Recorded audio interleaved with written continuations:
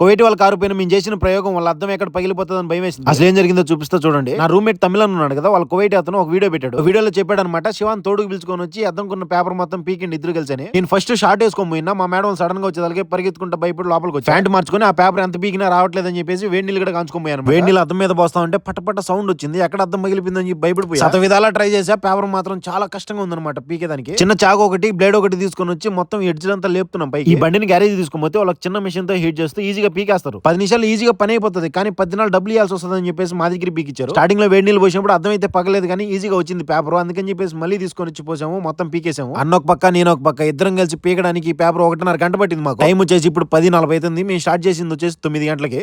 అన్న వాళ్ళ బాబాకి మొత్తం పీకేసామని వీడియో పెడితే థ్యాంక్ యూ అని చెప్పి దండం పెట్టాడు. అది పీకడానికి మేము చేసిన ప్రయత్నంలో మా ఏళ్ళు అయితే కోసకపోయాయి. వాళ్ళు ఒక్కసారి చెప్పారంటే అది ఎంత కష్టమైన పని అయినా చేసేస్తాం. మేము చేసిన ప్రయోగాలు కాకుండా అద్దం పైన ఉండే పేపర్ పీకడానికి ఈజీ మార్గం ఉంటే ఒకటి కామెంట్ చేసి ప్లీజ్ వీడియో లైక్ చేసి సబ్స్క్రైబ్ ఉంటా. బాయ్.